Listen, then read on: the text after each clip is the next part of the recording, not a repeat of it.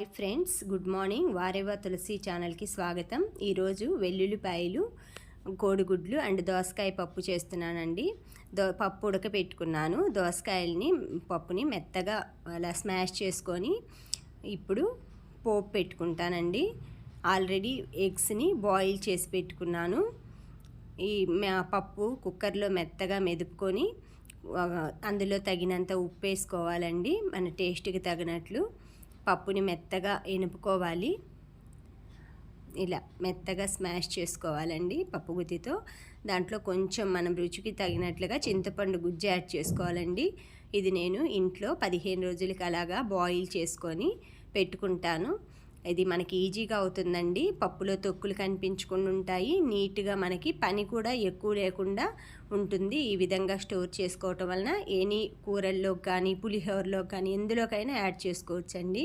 మన రుచికి తగినట్లుగా చింతపండు యాడ్ చేసుకోవాలి.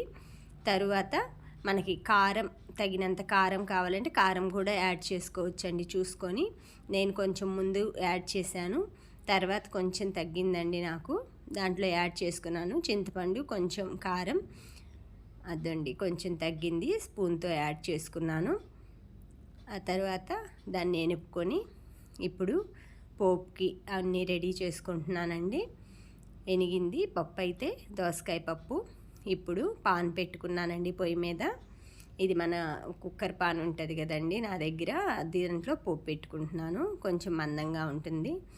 అందులో ఆయిల్ వేసుకొని ఒక ఎండుమిరపకాయ వేసుకున్నాను. 2 చున్నులపాయలు అలా దంచుకొని ప్లేట్లో కానీ మనకి రోట్లో కానీ, నేను ఆల్రెడీ చున్నులపాయలు చెక్కరోల్లో దంచానండి కోడిగుడ్డు పొరుటు కోసం, అందుకని ఇందులో ప్లేట్లో దంచుకున్నాను. వెల్లుల్లిపాయలు, మనం పోపు గింజలు, 1 స్పూను ఆవాలు, మినప్పప్పు, జీలకర్ర, ఇవన్నీ నేను రెడీగా పెట్టుకుంటానండి. మనం అందరం పెట్టుకుంటాము.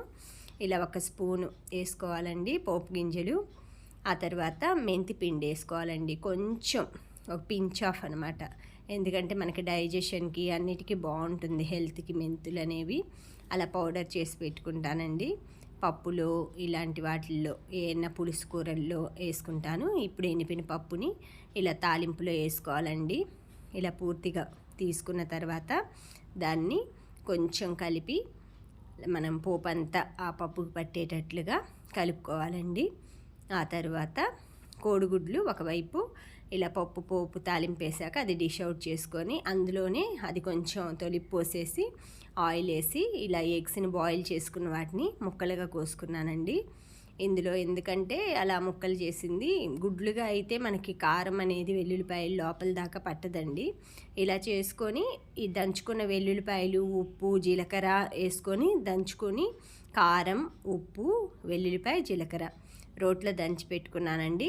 దాన్ని ఈ కోడిగుడ్డు మిశ్రమంలో కొంచెం వేగిన తర్వాత దీన్ని యాడ్ చేసుకుంటానండి. యాడ్ చేసుకున్న తర్వాత ఈ విధంగా మనకి నంచుకోవటానికి పప్పులో బాగుంటుందండి. కలుపుకోవచ్చు కూడా, మన ఇష్టం అది. ఇలా పప్పు, ఎగ్ ఫ్రై, ఉదయం చేసిన పోహా కొంచెం మిగిలిందండి, అది ఈవినింగ్ స్నాక్ తింటాను. రైస్ అయిపోయింది. Today that's all friends. Thanks for watching.